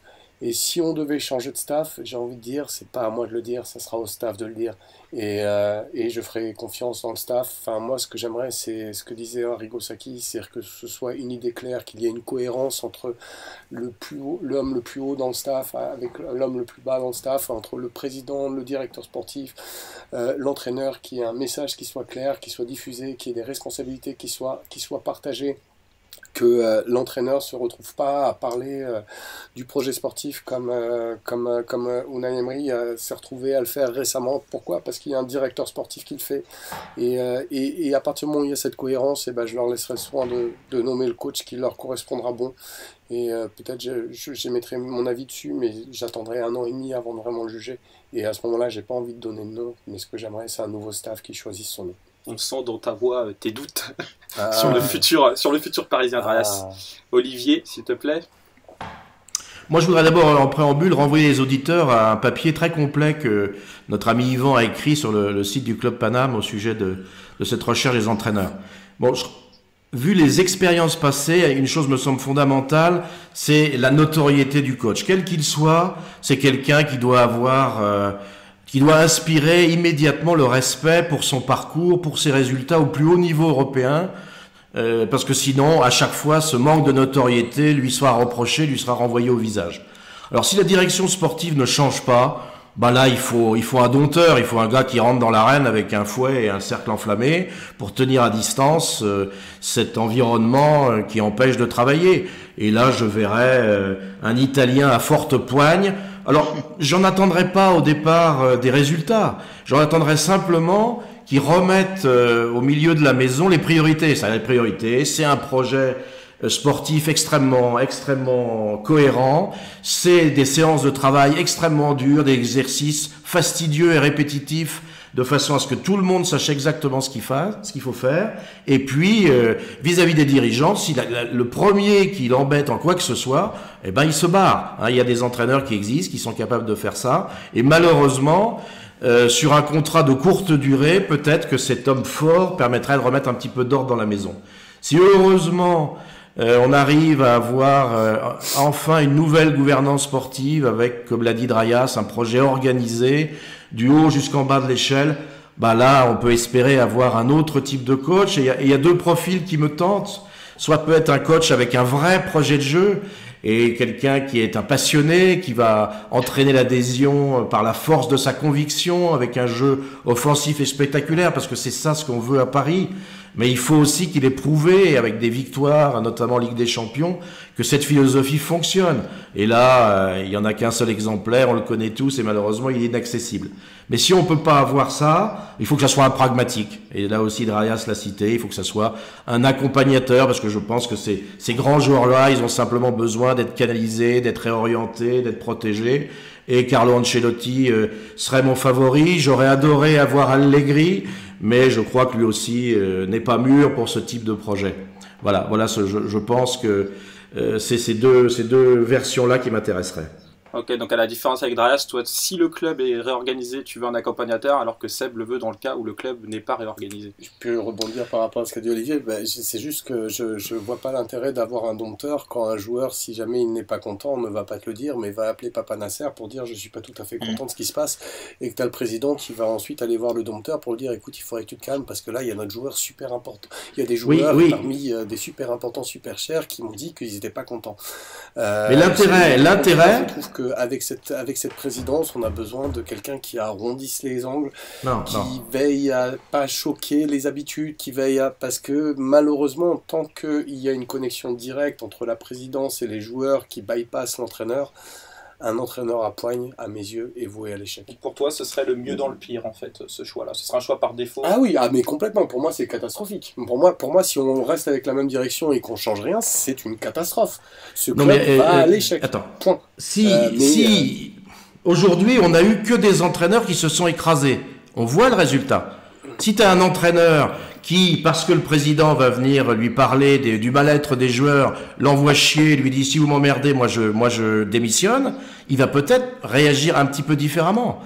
Quand Carlo lui a jeté sa démission au visage à Canal+, je pense qu'il a dû en garder quelques traces. Donc soit on prend effectivement des accompagnateurs gentils et ça se reproduira de la même façon, soit on prend un homme à poigne pour bien faire comprendre qu'à lui, on ne lui fait pas avaler n'importe quoi. Et ça, je pense que c'est une méthode thérapeutique qui a fonctionné ailleurs et qui peut-être fonctionnera ici, puisque le reste, on l'a déjà essayé et que ça ne marche pas.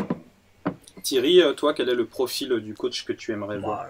Comme je vous disais, moi je pense à Carlo Ancelotti, même comme si disait Dres qu'il ne va pas se remettre avec son ex. Mais déjà, c'est tout simplement le personnage. C'est un coach qui a gagné la Ligue des Champions. Donc déjà, il peut arriver devant les joueurs et dire moi je l'ai gagné, vous l'avez pas gagné, donc suivez-moi si vous voulez la gagner. Voilà, Mourinho avait fait pareil avec les gars de Chelsea, même s'il l'a pas gagné avec eux. Mais bon, voilà. Mais il faut vraiment quelqu'un qui a du charisme, de l'expérience, du palmarès et une force tranquille justement, et qui parle beaucoup aux joueurs et concerne les remplaçants, puisque là on a pu voir que des personnes avaient beau donner tout ce qu'ils pouvaient, n'ont pas été titulaires et après ont été sortis alors qu'ils étaient bons. Enfin voilà. Et au final, c'est peut-être ça qui peut déstabiliser un groupe. Et surtout que voilà, il y a quelque chose qui est très intéressant avec Carlo Ancelotti. Comme je vous parlais, je parle surtout du quart de finale à Barcelone. C'est un coach qui va placer les joueurs à leur poste de prédilection. Selon ce il va pas essayer d'inventer, de faire j'appréciais beaucoup Laurent Blanc, mais par exemple, lui, il essayait souvent de faire jouer des personnes, un joueur comme Cabaye ne peut pas jouer sentinelle. Et c'est le problème. C'est souvent le problème où des coachs ont une formation en tête et veulent forcer les joueurs à jouer d'une certaine façon, alors que un joueur comme Lucas ne pouvait pas faire un jeu de possession. Avec lui, il faudrait plus le mettre sur un côté qui soit explosif. C'est un exemple que je peux vous donner. Et voilà, donc pour moi, Carlo, ce serait l'entraîneur idéal, puisque ce serait un peu accompagnateur et qui a de l'expérience. Par contre, après, voilà, je pensais... c'est vrai que Conte, ça peut être quelqu'un à poigne, mais bon. Moi, je trouve que il a un jeu quand même assez défensif. Même si, on a vu le match hier à Barcelone, où il a quand même tenté des choses. Mais au final, j'ai l'impression que si le Barcelone ne marque pas dès le début, lui serait resté à attendre derrière et de profiter des contre-attaques. Et ça, malheureusement, au Paris Saint-Germain, on ne peut pas faire ça. Parce que bus contre bus, je pense qu'on va beaucoup s'emmerder. Donc voilà. Et après, pour tout ce qui est Allegri, Simeone, c'est pareil, c'est toujours les styles défensifs. Guardiola, qui propose un bon jeu, mais pareil, moi j'ai vraiment du mal avec cet entraîneur, puisque c'est vraiment quelqu'un qui travaille qu'avec 14 à 15 joueurs. Et voilà, donc, mais c'est vrai que ça c'est impossible, donc on va même pas en parler. Mais Tite, ça serait intéressant. Je l'ai beaucoup entendu parler, moi, pour parler portugais. J'ai lu pas mal d'ouvrages ou de choses sur lui. Et moi, j'aime bien, c'est surtout les coachs qui parlent de psychologie, de mental, qui parlent toujours de chercher à avoir le meilleur du joueur en lui parlant, en découvrant ses faiblesses, pour pouvoir trouver comment les régler. Après, est-ce que ça marche avec tout le monde? Mais en tout cas, on peut être sûr que Neymar va le suivre au doigt et à l'œil. Voilà. Moi, j'aurais peur avec Ancelotti. Moi, j'aurais peur avec Ancelotti. Ancelotti, Drayas déjà, Olivier. Pardon. J'aurais aimé. Alors déjà, merci Thierry de cet éclairage sur Tite que moi je ne connais pas, mais j'entends aussi du bien, mais sans vraiment le connaître. Et je trouve que la lecture d'Olivier est intéressante. C'est une lecture optimiste.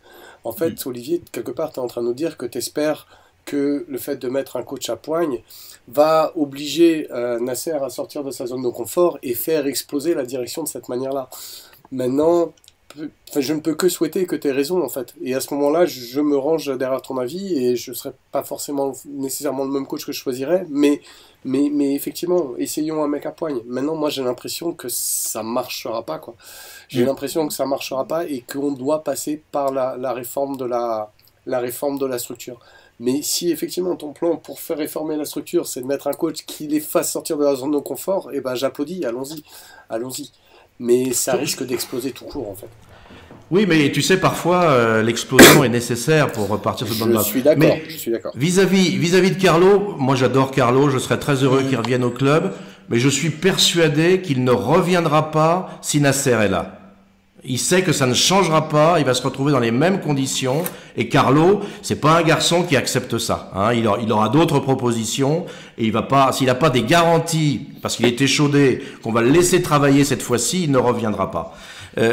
Conte, c'est quelqu'un, tout le monde, il l'appelle le marteau en Italie, c'est-à-dire c'est quelqu'un, personne n'arrive à maîtriser Conte, il en devient extrêmement chiant. Et d'ailleurs, c'est un peu la méthode Mourinho, c'est-à-dire il passe en force et ça dure en général pas très longtemps parce que les joueurs en ont ras-le-bol au bout de 1 ou 2 ans de faire toujours les mêmes exercices, d'avoir toujours quelqu'un sur le dos à leur gueuler dessus. Mais par contre, les dirigeants lui foutent une paix royale parce que c'est une bombe atomique, quoi. Il est capable d'exploser à n'importe quel moment. Je n'y crois pas non plus parce que je pense que et là il faut revenir à quand même un élément très important du choix dont on n'a pas parlé, c'est Neymar père et fils. Le coach qui va être pris aura forcément l'adoubement de Neymar père et fils. Donc, quel peut être un coach qui peut être adoubé par Neymar père et fils? Je pense pas que ça sera un coach comme Conte. Ça va être forcément un accompagnateur si possible bien diplômé, avec un bon passé. Et Ancelotti est sûrement le meilleur pour ça. Mais je voudrais quand même, j'ai été un peu déçu de la description qu'a fait Drayas de Luis Enrique.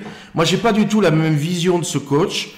C'est un coach qui a pas un très long parcours d'entraîneur. Il a entraîné que 3 clubs. Il a entraîné la Roma. C'était ses débuts d'entraîneur. Il a voulu transposer à la Roma le schéma barcelonais. Ça n'a pas marché. Il est parti très vite. Ensuite, il a fait un bon parcours en Espagne. Je sais plus quel club il avait entraîné, mais il a fait un parcours moyen. Et tout de suite, il a été pris par le Barça. Il a entraîné 3 ans au Barça et la première année, mais il a fait le festival, il a tout gagné, absolument tout. Il a fait le doublé Coupe Championnat, il a gagné la Ligue des Champions, il a gagné Championnat du Monde des clubs, il a gagné la Coupe Intercontinentale. La deuxième année, il fait à nouveau le doublé Coupe Championnat. C'est l'entraîneur du Barça de l'histoire qui a le plus grand nombre de pourcentage de victoires, 67% de victoires. Et c'est quelqu'un qui va nous apporter la garantie du jeu offensif que l'on souhaite. C'est vraiment un type qui est totalement imprégné des principes du jeu barcelonais. Et lui, on sait qu'il est souhaité par Neymar et sa clique. Je pense que dans l'état actuel du club, même si c'est pas celui que j'aurais préféré, c'est peut-être un bon compromis pour pouvoir à la fois nous apporter du beau jeu, être accepté par Neymar et sa clique, et pouvoir avoir un parcours un peu serein au Paris Saint-Germain. Et donc je serais pas déçu, d'autant que c'est quelqu'un qui a montré qu'il était capable de gérer la MSN.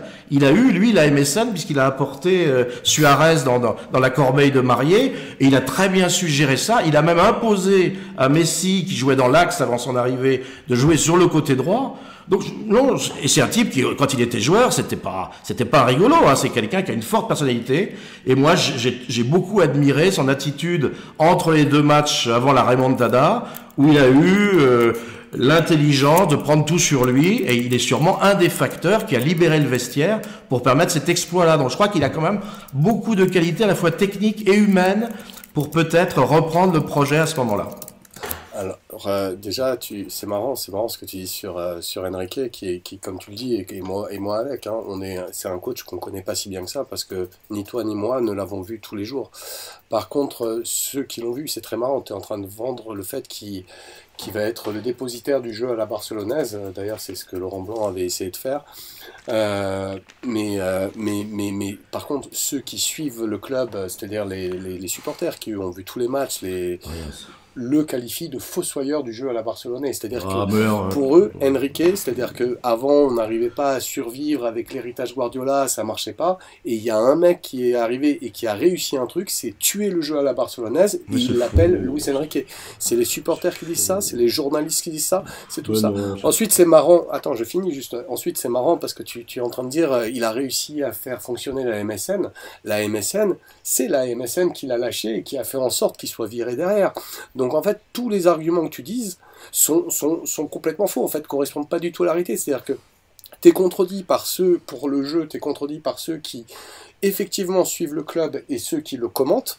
Et ensuite de ça, sur la MSN, chose que tu étais en train de mettre en avant, et ben c'est la MSN qui l'a tué. Clairement, c'est les joueurs qui ont dit Enrique, on ne veut plus en entendre parler. Et quand on parle des joueurs, Enrique, on ne veut plus en entendre parler, on parle de Iniesta, on parle de Suarez, on parle de Messi, on ne parle pas des joueurs anodins. Hein. Donc les joueurs l'aimaient pas, le public l'aimait pas, et effectivement il a fait une année formidable deux années formidables. Oui, deux années formidables où il récupérait un héritage, mais la première année formidable, la deuxième année c'est beaucoup plus discutable si tu regardes bien les résultats etc. C'est beaucoup plus discutable, mais il a récupéré un héritage et cet héritage pour les gens qui connaissent le club, c'est l'homme qui l'a détruit. Mais non, mais attends, mais combien, quelle frange? Aujourd'hui, on va questionner, alors qu'est-ce que vous pensez? Tous les tout le monde dès le début. Olivier, dès la première année, ils étaient en train de critiquer. Est-ce que vous avez regardé jouer cette équipe en 2015-2016? Est-ce que vous l'avez regardé jouer? C'était magnifique. Je la trouvais très faible tactiquement et collectivement. Olivier, moi je trouve qu'il avait, justement, il a été pragmatique, Luis Enrique. Il s'est rendu compte que Neymar ne défendait pas, Messi ne défendait pas, bon, Suarez était le seul. Donc il a dit, autant que nous on joue plus bas et qu'on laisse les trois devant faire ce qu'ils veulent. Voilà ce qui s'est passé. Moi, c'est ce que j'ai pu voir des matchs de Barcelone, ça a toujours été ça. Sous Luis Enrique. Il prenait pas le match à son compte. Quand on voit même je crois que c'est à Arsenal, où il marque sur deux contre-attaques, alors que le Barcelone a toujours eu l'habitude d'avoir la possession de balle ou des choses comme ça. Donc moi je trouve pas qu'il avait le jeu barcelonais en lui. Voilà. Ça pour le coup, c'était vraiment le contraire. Bon, en tout cas, il a un palmarès que personne ne peut discuter. Il a une aura que personne ne peut discuter. Une autorité que personne ne peut discuter. Bon, alors, on peut effectivement... L'autorité est très remise en question. Écoute-moi, quand il y a un garçon qui gagne la Ligue des Champions, qui est le seul entraîneur de ce club à faire 2 années de suite le double et coupe championnat, on peut respecter un peu. Et qui pourtant, aucun des joueurs ne voulait continuer avec lui. Mais son autorité, je te réponds juste un truc. Son autorité et son aura ont été très mauvaises. Très mauvaise. Tu demandes aux joueurs aujourd'hui quelle est l'aura de Emery et tu vas voir les réponses. À mon avis, c'est pas le sujet. Je voulais réagir aussi là-dessus. Je voulais aussi réagir là-dessus. C'est marrant parce que tu sais, tu demandes par exemple un coach qui a une poigne, mais regardons ce qui s'est passé justement avec Emery. Qu'est-ce qu'Emery a fait quand il a commencé à débarquer? Où il a eu le vestiaire contre lui. Tout le monde a dit qu'il a lâché parce que le vestiaire, la vérité, c'est qu'il a pas lâché son 4-2-3-1 parce que le vestiaire, la vérité, c'est qu'il a lâché son 4-2-3-1 parce qu'il voulait faire un 4-2-3-1, mais le joueur qu'il voulait utiliser pour faire le 4-2-3-1 décide de se laisser à ce moment-là. C'est Javier Pastore. Mais on parle là d'un joueur qui a essayé d'imposer ses idées. Et on a vu ce que ça a donné. C'est-à-dire qu'aujourd'hui, c'est un entraîneur qui a essayé d'imposer ses idées. Et aujourd'hui, on se retrouve avec un coach dont les volontés ne sont pas vraiment respectées en match. Tout à fait. Bon, vous serez pas d'accord là-dessus. On verra bien s'il vient. Ce que ça donnera. On va parler maintenant vite fait de votre pronostic pour le match de dimanche. Donc Paris se déplace à Nice à une horaire exceptionnelle puisque la rencontre est programmée à 13h pour le marché asiatique, mais avec l'élimination du PSG et l'absence de Neymar, l'initiative sera peut-être un flop. Votre petit pronostic pour ce match, messieurs. Olivier, s'il te plaît. Moi, je suis pas très optimiste et je crains une contre-performance, donc j'irai un nul de partout. Thierry? Pareil, une contre-performance et je pense plus à un partout, moi. Et Darius? Lucien Favre est un coach que je respecte, qui a eu beaucoup de mal en début de saison. Ça va un petit peu mieux en ce moment. Néanmoins, je pense qu'on va quand même gagner 2-1, notamment grâce à Mbappé qui retrouve la forme et qui retrouve sa spontanéité. Et moi, je suis Darius en mettant un petit billet sur le 2-1. Eh bien, merci aux auditeurs de nous avoir écoutés jusqu'au bout. Merci à vous, les amis. Olivier, il est le temps pour toi de rentrer. Je crois savoir que Laurent Blanc t'attend pour une petite partie de golf nocturne. La revanche. Merci à toi, bonne soirée. Darius, tu ne passeras pas la nuit avec Lolo, mais seul. Ne pleure pas, Darius. Bonne soirée. C'est pas grave, il me restera maman. Quant à toi Thierry, bravo pour cette première, j'espère que tu as pris du plaisir avec nous. Énormément. Je vous remercie beaucoup les gars. Un plaisir partagé. Je vous rappelle bien sûr que nous avons un site, leclubpaname.fr, où vous pouvez retrouver bon nombre d'articles, notamment toute une série sur les changements nécessaires au sein de la direction, et ainsi qu'un excellent papier d'Yvan sur la recherche du coach idéal que je vous invite tous à lire de suite. Quant à nous, on se retrouve pour le prochain podcast lundi prochain. Bonsoir à tous. Ciao tout le monde. Salut, bonsoir. Bonsoir.